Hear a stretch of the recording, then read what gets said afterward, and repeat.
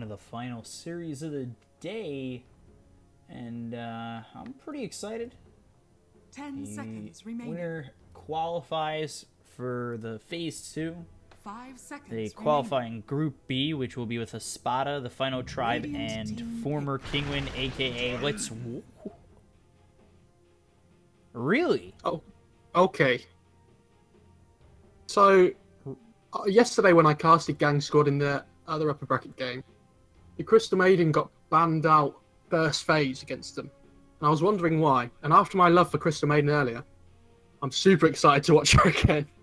And yeah, LeftOneTV, they picked this Tiny yesterday too, and they actually played it position 4. So I wonder whether Keep plays it again this game, or whether they move it to a different position. Because that hero fell off super hard. I'm not convinced about it. Neither am I. Dire team pick. So Disruptor comes out, and now you've got Disruptor, Tiny. I'm just really shocked to see Tiny. That really threw me for a loop.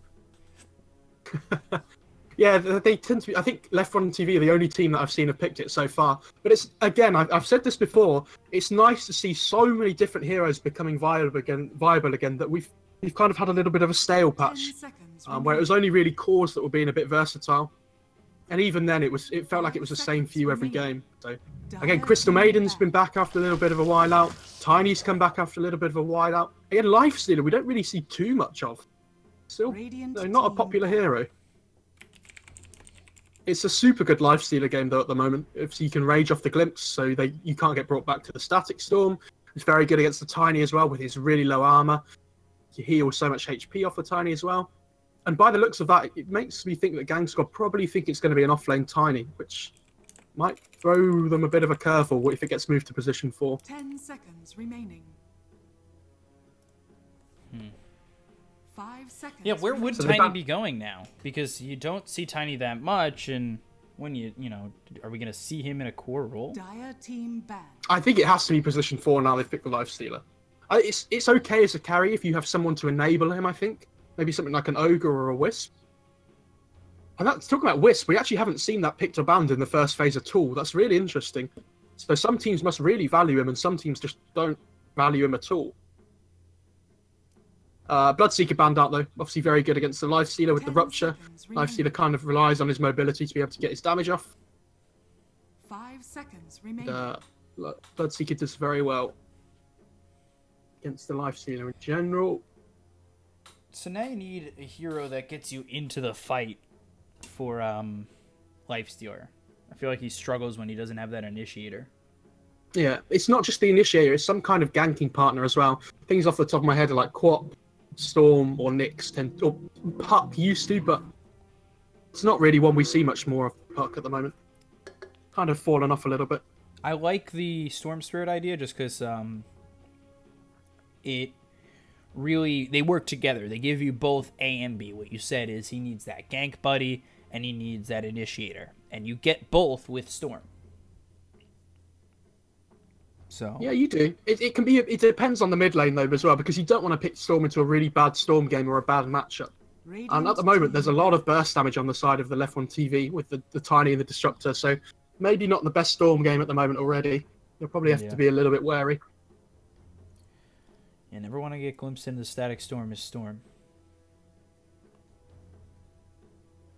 So I think this banning phase here is pretty difficult, especially when GangSquad have picked up one of their cores already. I think the Zeus ban's pretty good. It's difficult for, if they are playing Tiny position 4, it's difficult for the Tiny to get on top of the Zeus in the laning stage. You know, we often see him wrap round from behind and try and toss him back onto his own mid laner, just so they have some kill potential. But Zeus tends to be one of those heroes that keeps his distance away. It's a little bit more difficult.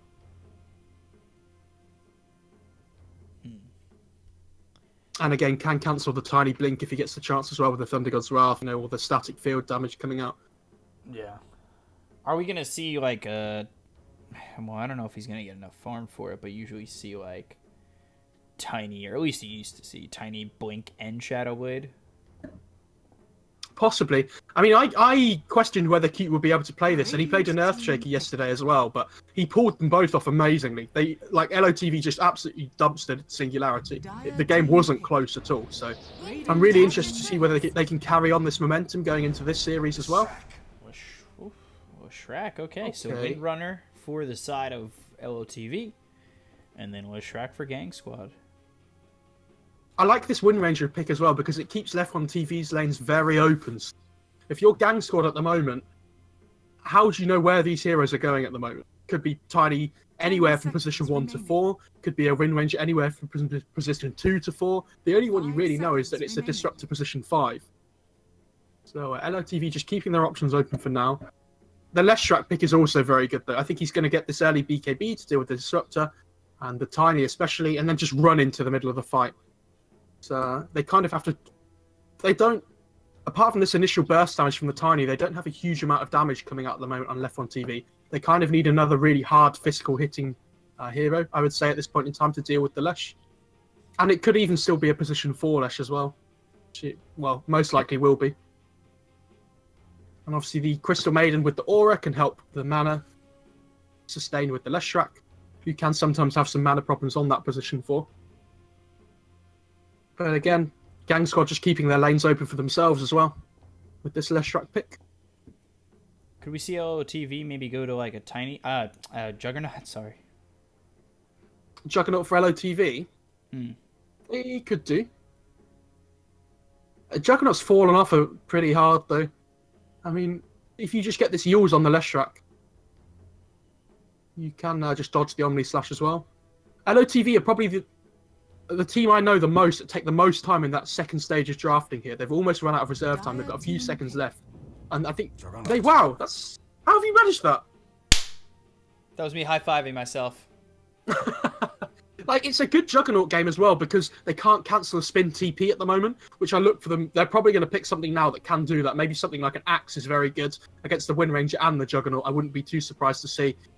And they do have a really good pairing with the Axe in the Leshrac too, and the Crystal Maiden if they want to play some strong lanes on the side. 5 seconds. You call the first one, I'll call the second one. I'm going to go Axe. Fine. For GangSquad? Yeah. It's really difficult to play Juggernaut into Axe because the Blade Mail call just kills the Jug so quickly. Yeah. Could be Legion Commander, though, because you've got the Legion. Well, both of them do give you that blink into the either dual call with the Lifestealer in you. Yeah, and the Blade Mail as well, especially is the bit that hurts the Jug the most with his low base attack time. Yeah. I'm going to go with Legion. You can go with Axe for their offlaner. I think Legion's probably a better pick, honestly, against the Wind Ranger. It takes off the shackle. You said Axe. It's fine. I did say Axe, yeah. I think Axe is just a more popular pick at the moment. It's not so single target focused. Like the call has like such a lower cooldown as well. You can basically just run at the Jug over and over again. And I think the call's also super good against the Wind Ranger. She bursts herself down so quickly because she's not a particularly tanky hero. Okay, we're both wrong. Wow. Again, though, that is something that takes off the shackle shot. And it's a hero that's not worried about Omni Slash or the shackle shot at all. Like, if he's ever in trouble, he can just pop that ult and then just shield somebody else off from the shackle shot as well. It's a really good defensive hero here, I would say. And the amount of pressure coming out from an Abaddon +1 in the offlane is really, really high. So that leaves you with the possibility of Leshrac 5 or 4. And then possibly a mid still needed for GangSquad. I mean, they can keep it very open. Like, this Leshrac is quite versatile, so... Again, Abaddon's another hero of the world that has some mana issues early on, and this Crystal Maiden is just going to only help that. So GangSquad have done a really good job of picking strong laners here that really do well with this Crystal Maiden aura buffing them up. Thank God they banned Invoker, because Stormstormer played that 3 times yesterday, I think it was, and he absolutely destroyed... twice yesterday, sorry, and he absolutely owned in both games playing Quaswex Evoker. And so I'm not surprised it's been banned out here. He is super good at that hero.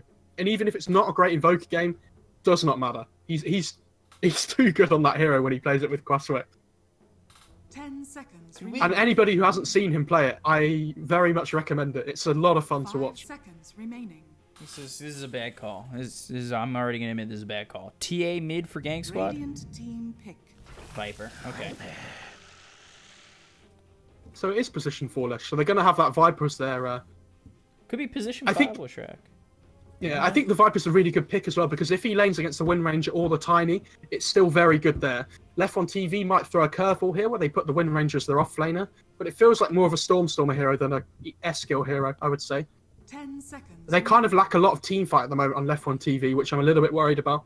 They might look to solve that now. Remaining. And they need a mid, but a mid team fighter. Up. Wow, so it is a skill Wind Ranger. Wow. Sniper. Okay. I wasn't going to call that. That's I mean, it's sure. a decent sniper game because there's not a lot of gap close on the side of GangSquad. Yeah, so they can't really get on top of the sniper at all. I'm not a huge fan of the fact that Lifestealer doesn't have an in. Oh, you mean like an initiating hero with him?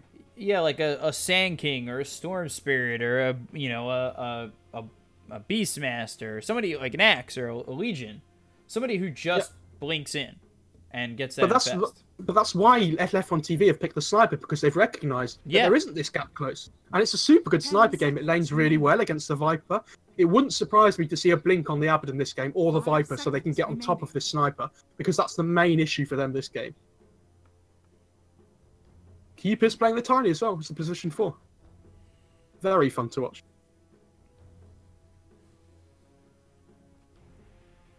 So, RMN on the Leshrac, Afromoosh on the Crystal Maiden. So it's going to be... It's actually Afromoosh is the position 4 player, I think, as well. So it's going to be position 4 CM again, like we saw in the first series today. Can this CM make as many god-tier plays as the Crystal Maiden did earlier? That's the question. Yeah, if you could be as good as Sale, then I'd be impressed. Maxed out gems on the Leshrac and the Abaddon. They've won already. Game's over. Move on, guys. Man. Yeah, it's over. Move on. Get over it. Get over it. Although I was talking to Lizard, who said that if you have got gems on your heroes, it means you've been playing too many pubs and not enough scrims. Whoa! That's what I've heard. The shots have been fired from Lizard. Don't hate me, Lizard, but my response to that... I'm not going to make a response. It'd be mean. It'd be rude. I don't want to. This is a nice guy, man. Come on. Can't flame him. I've never talked to Lizard, but I've seen him.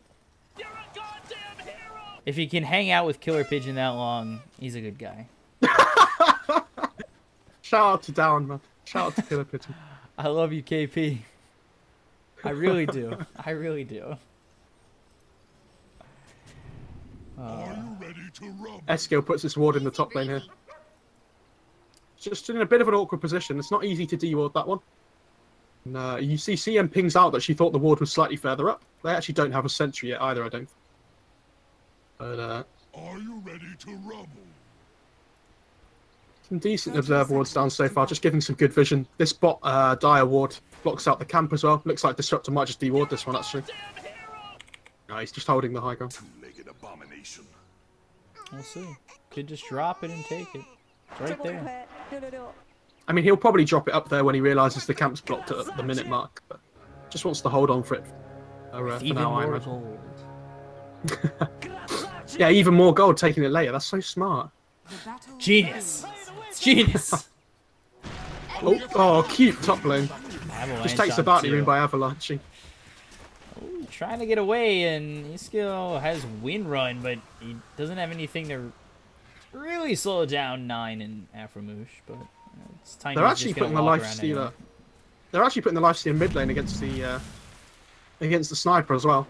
So they understand that Viper probably does better in this top lane against the Wind Ranger than the life stealer does, because neither of those two cores do well in the mid lane. It's going to be interesting to see Wago. Oh boy, Q getting very low. He might die for first blood and will. It should be at least a 1-for-1 as E-Skill gets the return. 9 is the one who claims the first blood on Q, so it's nice to have that first blood onto your Viper. Especially a difficult lane like this. The only thing I don't like about this dual lane top is Viper's more of an experience. Aframish just cancelled his TP to the top lane. He'd rather walk. It's a good exercise. He's got to get those 10,000 steps.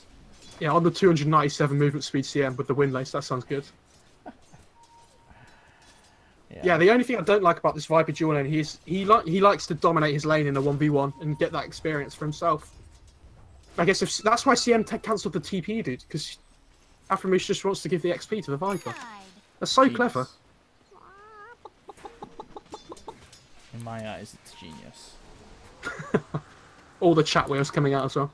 LOTV also big fans of that. I'm a big fan of chat wheel. I'm a big fan of tipping. I think it should stay in the game. I think pros should be given 50 tips. Dire's bottom tower is under attack.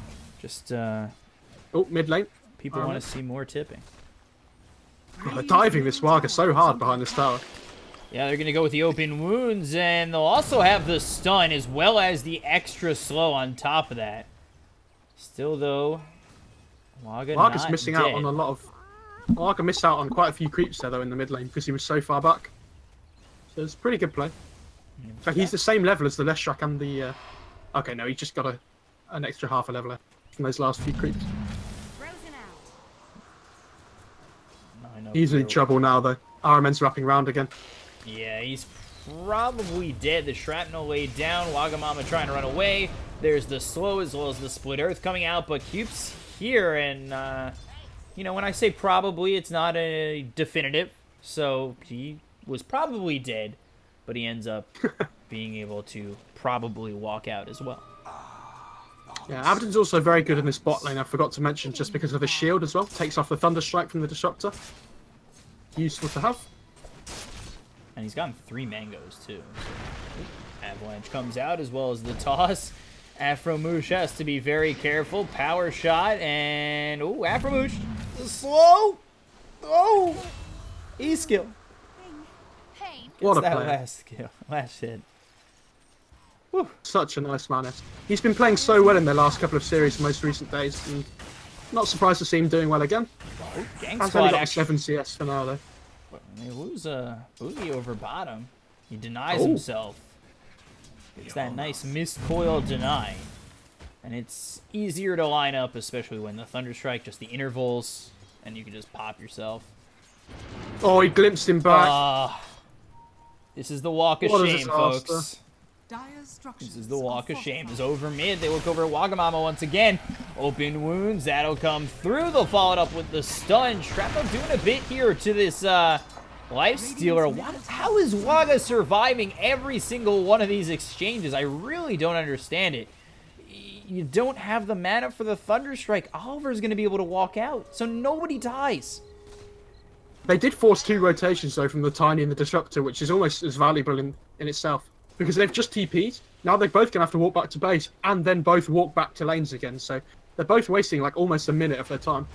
Which is really valuable at this point in the game. Like, top lane as well. You see, as soon as this guy leaves top lane keep, they just dive Eskill under the tower. Aframish.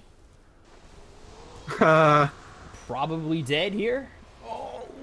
Probably again used in the right way. I was going to say, you're so good at using probably, B-Cup. That's really impressive. I don't use definitives. At least, I try not to. It's not Caster's Curse if you don't commit 100%. At least, that's my thought on the whole thing. True.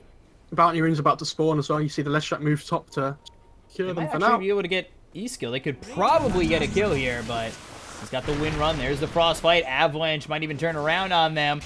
There's the toss of the power shot, and by probably I meant LOTV. They were going to grab the kill. He'll look over at RMN. He'll grab this other bounty rune.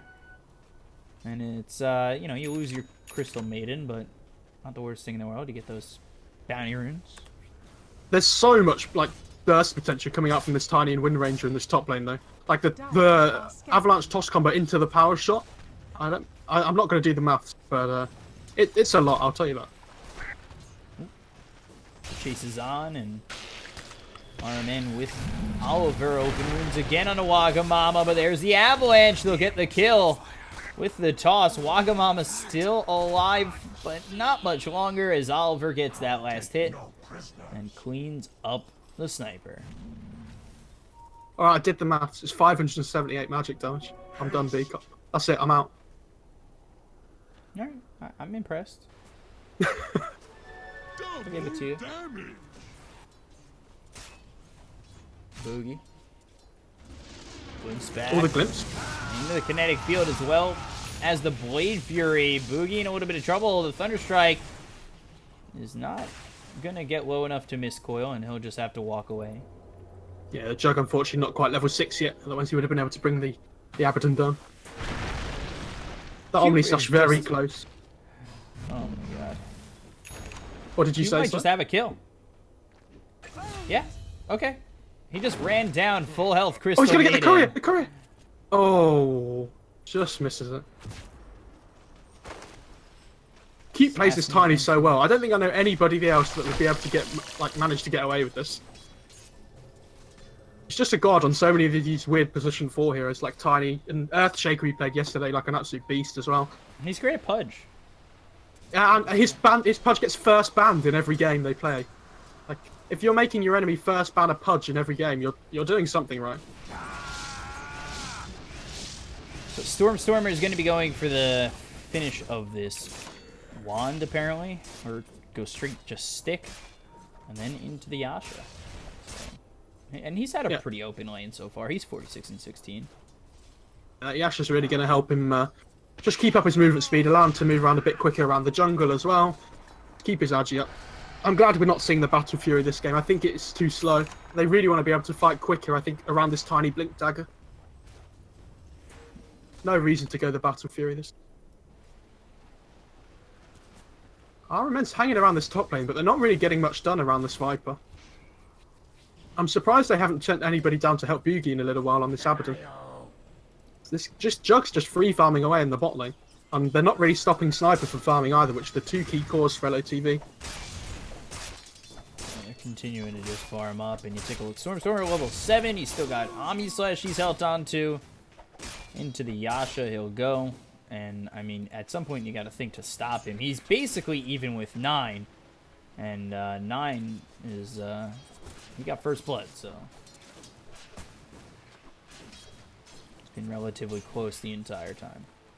Yeah. I mean, this Viper's not, it's like 2 levels behind, well, a level and a half behind the Jug as well. Jug does even better with levels when he gets some more points in the healing ward. Obviously, that second point in Omni Slash increases the jumps by 50%. Quite a lot. Enough with the math. Come on, man. Just trying to educate the people. You're trying to show off. I got it. I'm a man of the people, dude. Are you sending this video to your prospective universities? Like, no, man. you I'm a trying to math impress student. them? Come on, man. I was a math student too. Yeah. I got you. I don't agree with the second point in the Crystal Nova on the Maiden, though. I think how the build that we've been seeing most of the time is the 1-2-2. I'm just putting this. I feel like the second point in the Frostbite's super valuable because it decreases the cooldown by 1 second. So it has a 20% up, 25% uptime. 2 seconds out of 8. Come on, more maths, speaker. All about the maths.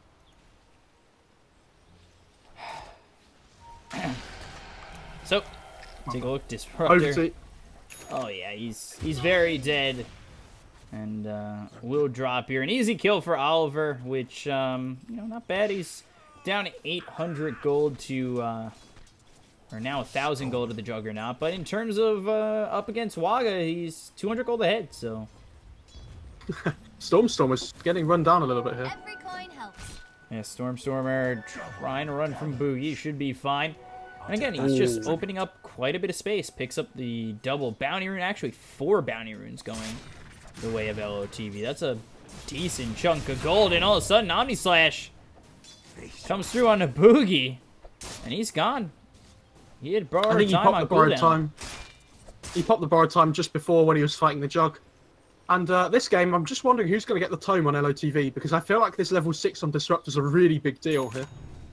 I feel like it's more important than the Tiny getting the tome for himself. I feel like the Tiny just needs to get his blink more than anything. Who might be in trouble talking about mid as well as top. I'm trying to look at both. Wagamama is going to lose his life. We take a look over towards top as they will lose 9. He's still trying to TP out the damage. Oi! So close. I feel so bad when Cube and Eskil both just TP out from that top lane, especially when you force the Abaddon rotation as well. He's actually going Midas on the Abaddon as well, so looking to scale towards that late game. But I think LOTV are going to hit this timing where Tiny gets Blink, and they're just going to take over the map.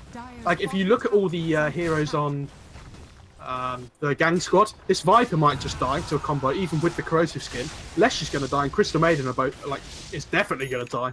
Poor little squishy. The question is, do you have the kind of time to go for that Midas? I feel like you don't.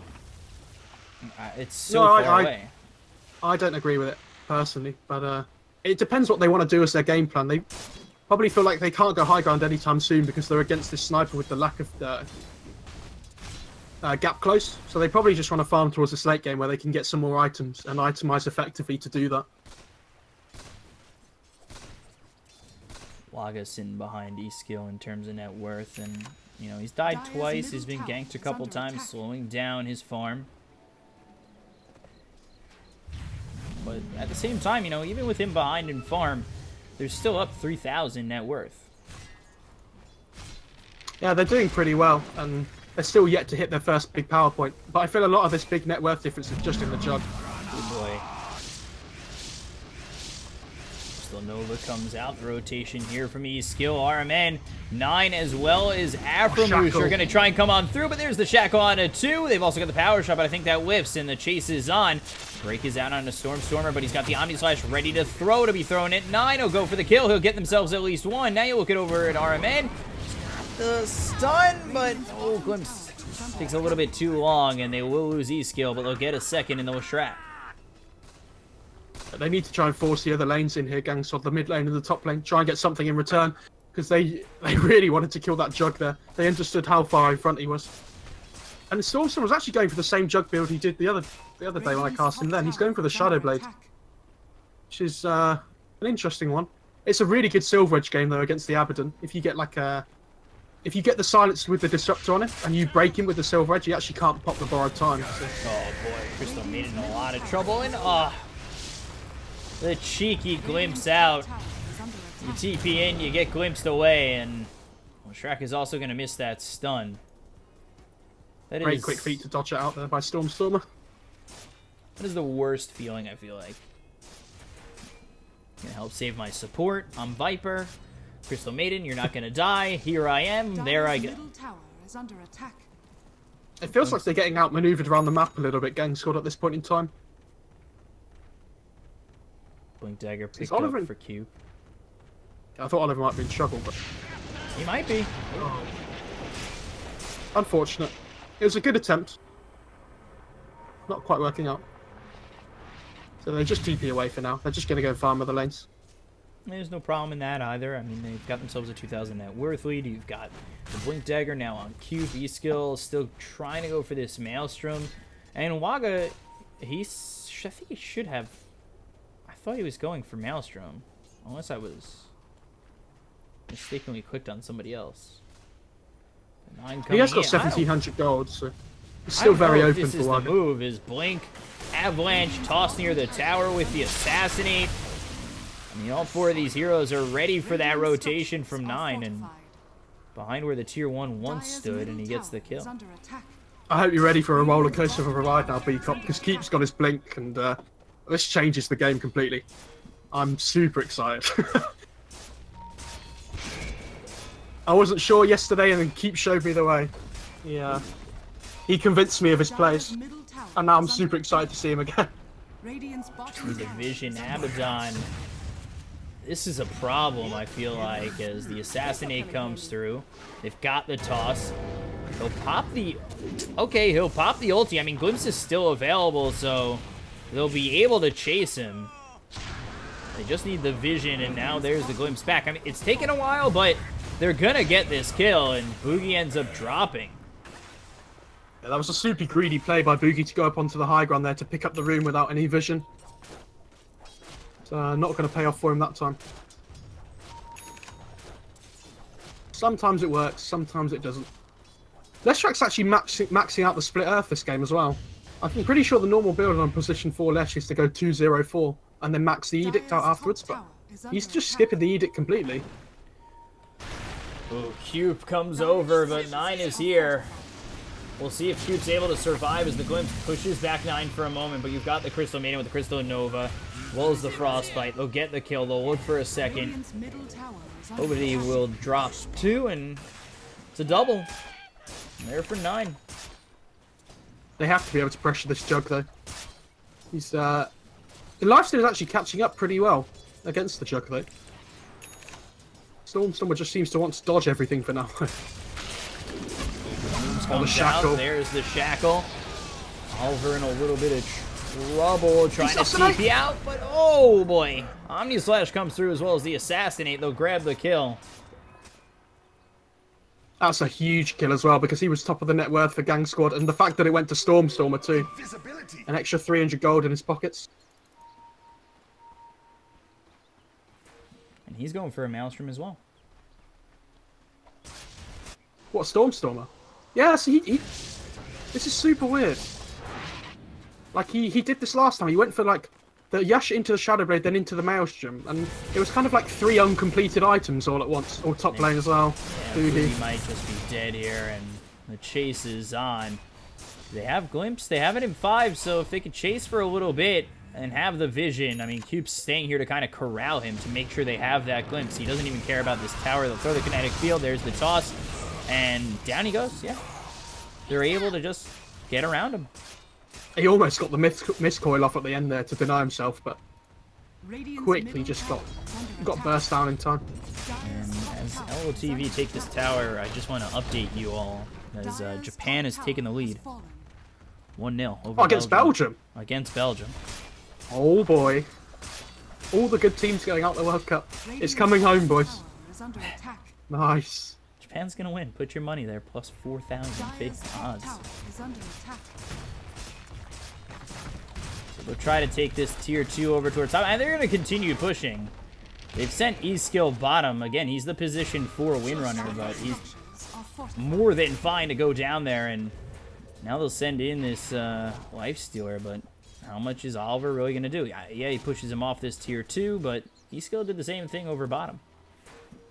He actually didn't go Midas on the Abaddon, by the way. He changed. He went for a Vlad's. Oh. 4 over 2. Fireman gets the kill, but the Avalanche from a distance, and they stop that TP. Shackle, power shot. A-Skill with the kill. He's almost got himself a Blink Dagger, so you'll have those blinks into the Shackles. Yeah, when he has that max Shackle online with the Blink, it's going to get a lot more scary along with this for the considering the win range and the Tiny have this really good ganking combo together then. I don't like this Vlad's pickup on the Abaddon though. I'm not convinced. Shackle, it's always the one in the back. It will hit onto 9, and Stormstormer has to watch out as he's Blade Furying, and the Static Storm will keep the side of GangSquad away. But now they've got the Glimpse back onto Afromoosh. Let's see if LOTV will look to just go in, and the Shackle hits onto the tree. There's the Blink. With the toss coming through, they've got Afromoosh as well. They look over at Boogie, who's popped that ulti, and he is in a lot of trouble. It's going to be a 3rd here for LOTV. They're looking for more. 9 trying to run away. They've got the vision. They'll get the Glimpse back into the hands of LOTV with another great Shackle coming out from E-Skill and another kill. It's 4-0. Boogie did manage to deny himself, so that's something, but not going to be enough, unfortunately, when you trade 0 for 4. Yeah, about a 2,000 net worth differential on that one going the way of LOTV. 3,000 experience as well, that's the big thing. Yeah, they're up, It's looking pretty good for them. If you can get away with this greedy position for Tiny in the laning stage, when you come to this mid-game situation, it's so good. It scales so much better than the Leshrac, I think, when he's this far ahead anyway. Dire's top tower has fallen.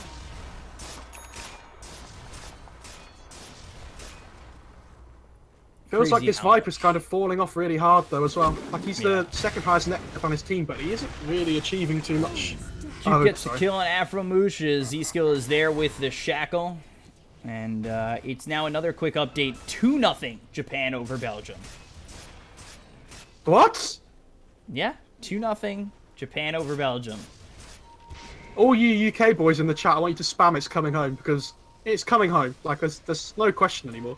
For all the people shaming the FIFA rules and the fair play rules, Japan is showing why they're here, and up 2-0 on Belgium, who came in as the favorite, to be quite honest. Yeah.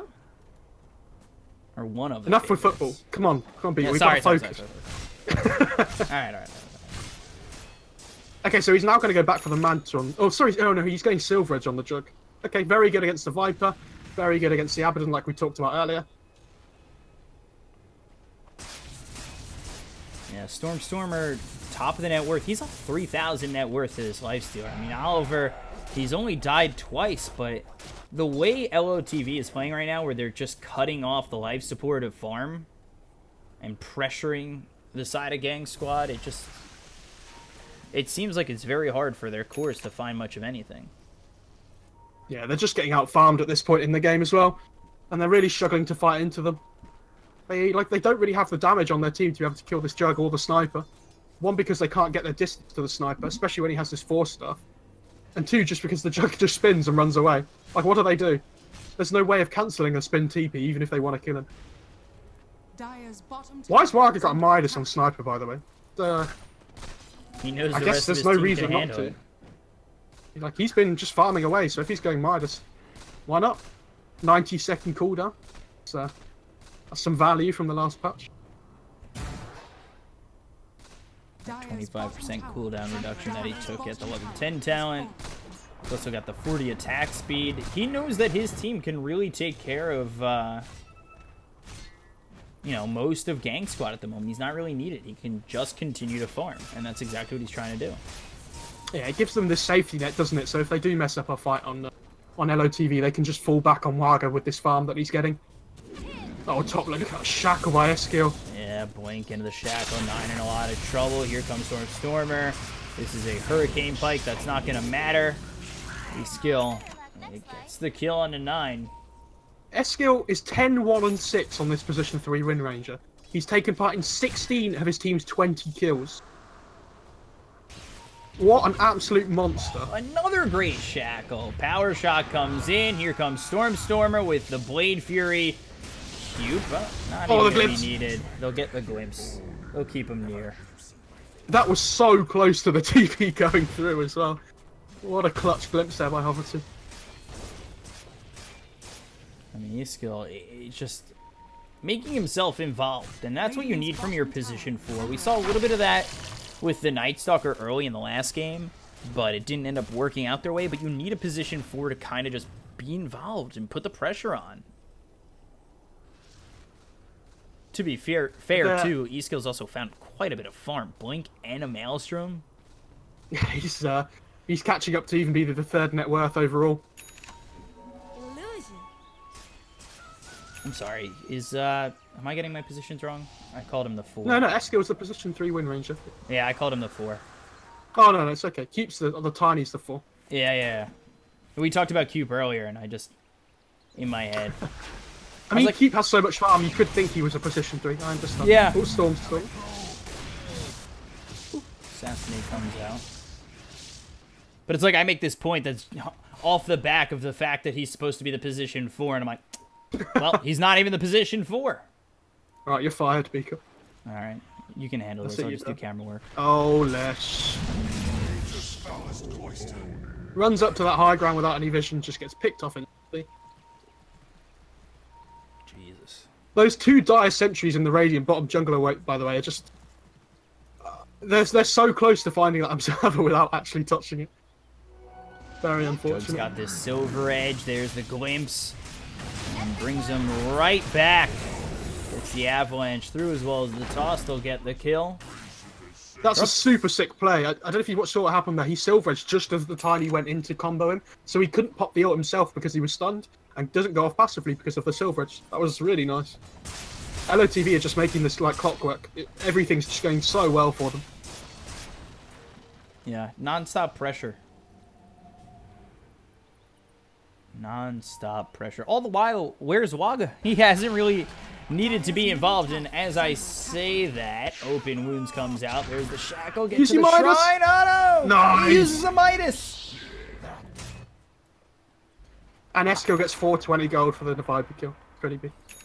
I mean, who cares if you died? You got your Midas off. It's worth. Optimization at its best. Grant would be proud. I think EE would be proud too. He very much would. Oh, bot lane. Overty's trying to TP out. Does manage it. He gets out, and then you take a look at hello, LOTV. Getting a kill. Take Free on me / kill. Okay. You can see the main problem that GangSquad are having this game at the moment, though, is they're just having they've got this lack of catch or lack of reach on their team. Like how they don't have a hero that can force fights. Like you were talking about in the draft, like those vehicles tend to be the heroes that force fights. Like the Sand King, we saw the Spirit Breaker last series as well. They have no hero that can just jump in and initiate, and that's really causing them problems. There's a DD top as well, and they might look just to go Roche with this. Do they need anybody but Isco to be in here? I mean, they need someone to come and make it a little bit quicker. Stormstormers.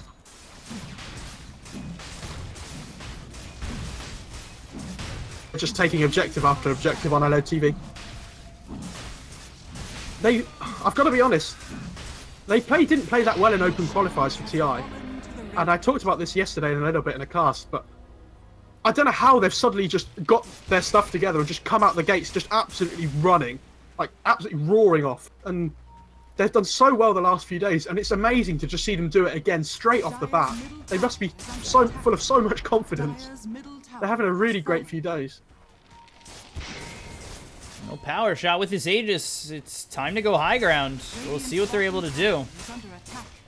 First high ground attempt, assassinate thrown out at 9. Lightning Storm comes out.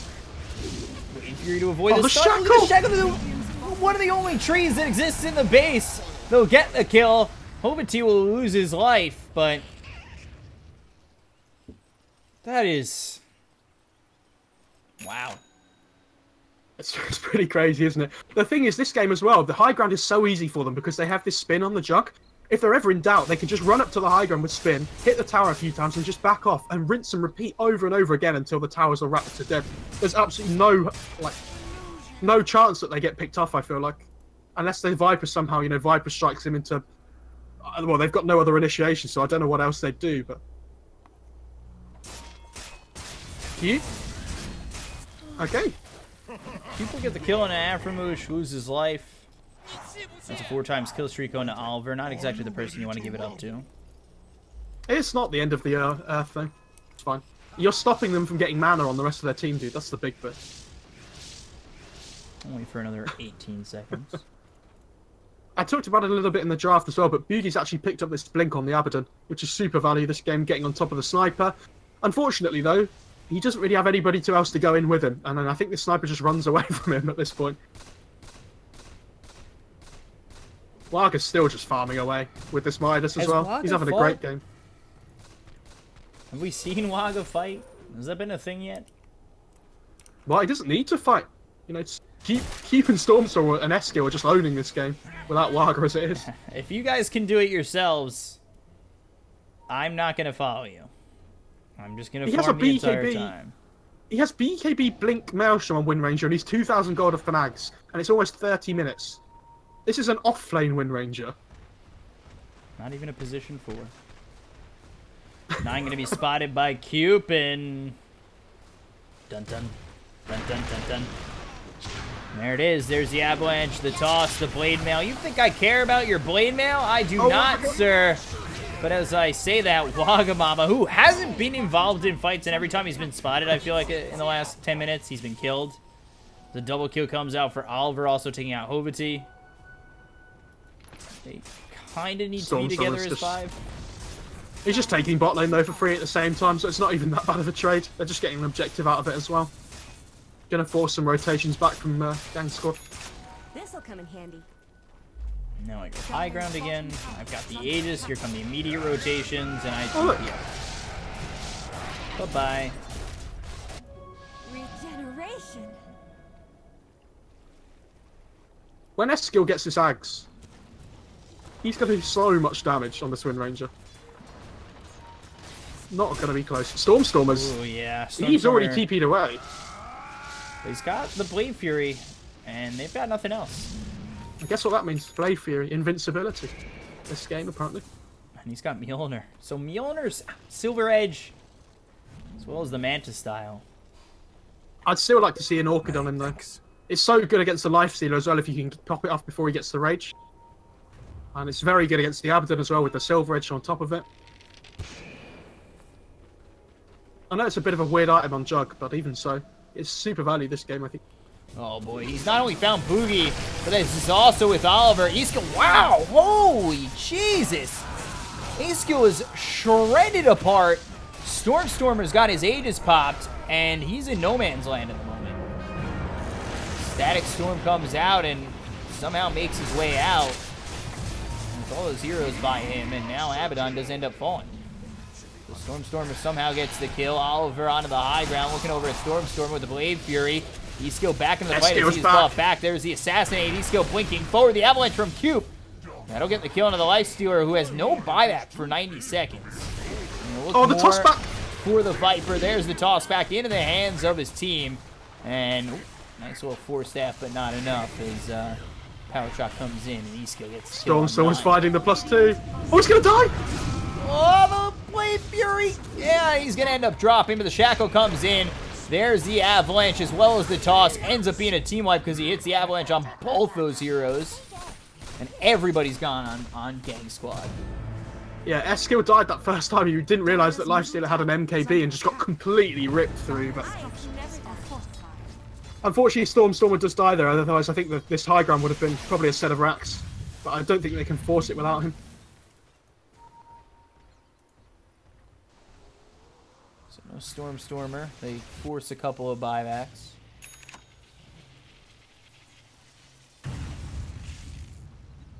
It was only the support buybacks though, so it's not a massive deal for GangSquad. At least they're not falling too far behind. Only 15k. I'm sure it's not that much. Keep the dream alive, GangSquad. Everything is insurmountable, or everything is obtainable as long as the Ancient is still standing. Feels like this Crystal Maiden hasn't done anywhere near as much as the Crystal Maiden we saw earlier though. Yeah. Oh, Afro Moosh again. Yeah, and dead one more time. Cute gets the kill. Keep is so farmed on this Tiny. He has 11,100 net worth, which is almost as much as the Viper. And he is the 4 position. But even for a 4 position, he's so farmed. Yeah, that's what I'm saying. 4 position then is that much farm. I wonder what he goes for next as well. I'm not too sure. You go all in burst damage and go for the Dagon. Juggernaut comes over. The Tusk comes through. They've got the break onto the Leshrac. They've also got the Lifestealer here. And Stormstormer technically all by himself, but Abaddon backs off. The thing is though, Stormstormer doesn't really care that he's by himself down here because he has just had to spin.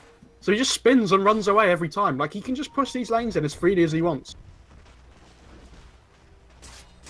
He's in so little danger down here from any potential gank. Mid lane, Shackle again. Shackle comes through, and you need to start to run as Oliver looking for a kill. By the way, if Oliver drops, he doesn't have buyback again. The Assassinate comes through. Cube gets a kill on the backlines onto the Crystal Maiden. Stormstormer's here with the Omni Slash.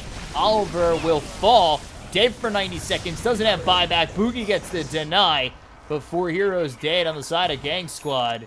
And LOTV, yeah, they're surely going to look for the high ground as buyback comes out from the Disruptor.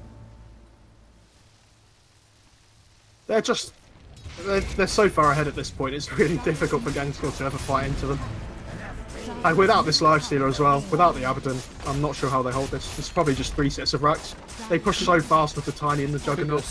Straight through mid if they really wanted to, but I think you just played safe. Look at that Tiny. He did so much damage to the structures with the last patch. RMN comes in. The Shackle not going to land on anybody, but the Assassinate instantly E-skilled. Gets the kill onto RMN. It's 2 sets of racks and still 36 seconds till you've got a Lifestealer back. I think they probably just back off now. Wait, go for the second Roche. Yeah, you see Hoverty's steeping in now. He's probably just going to go look to get the bounty runes, ward around the Roche pit. Get the shrines. Bulk up on that gold. 25k net worth ahead now. Just shot up by 10k in the last couple of minutes. Bottom shrine has fallen. Keep suddenly the 5th highest net worth in the game. Higher than the Viper. Going for the Daedalus, picks up the Crystallis.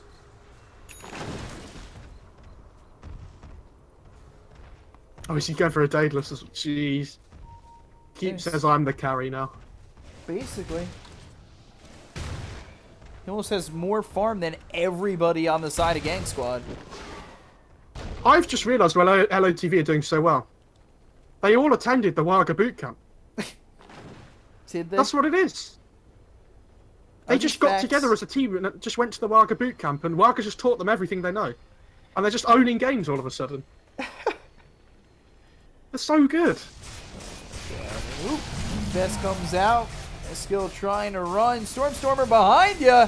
Omni Slash comes through. That's going to be one. And down in the neutrals he goes. Actually keeps him alive. Skill trying to run away.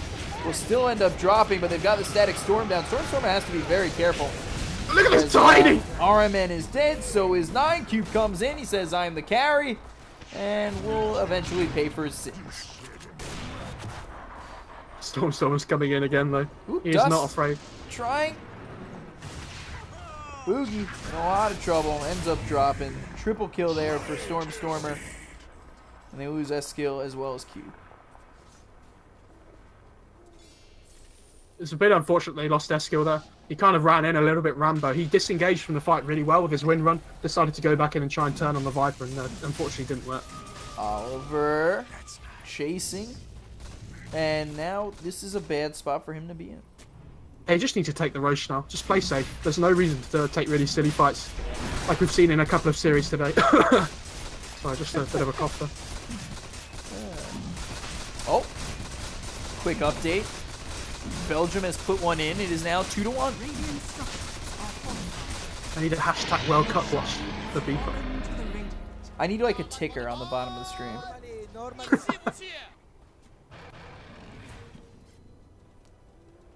I love how many clarities Stormstormer's brought to himself out on this jug as well this game.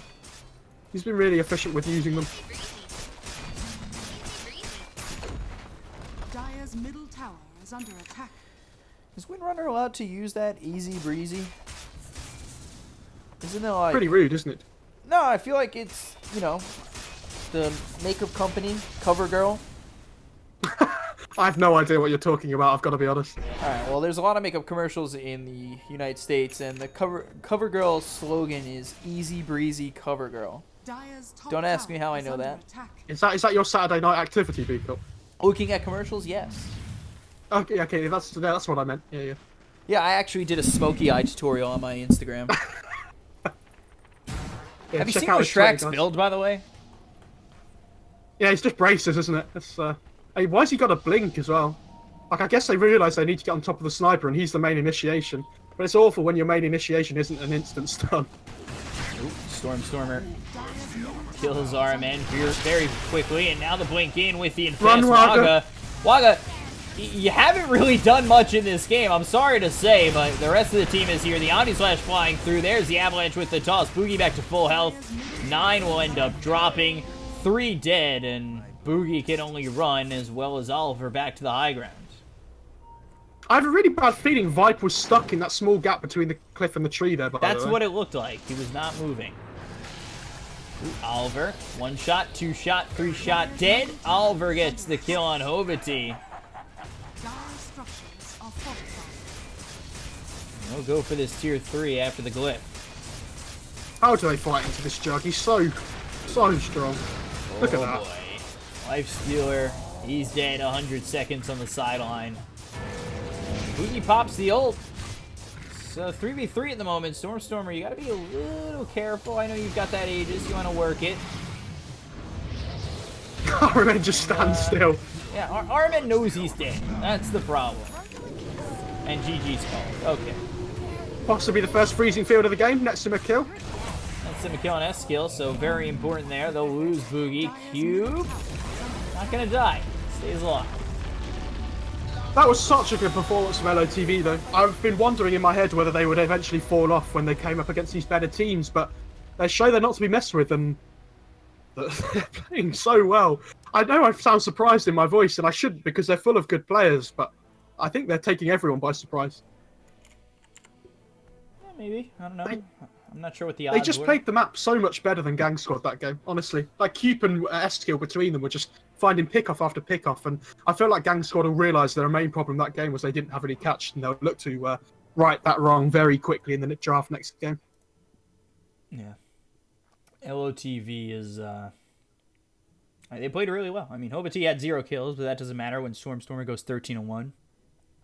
And Very true. I don't want to be that guy who has to find a negative, but Waga, I mean, they kind of played this game 4v5, LOTV. Every time Waga was involved, he was dead immediately. But it's.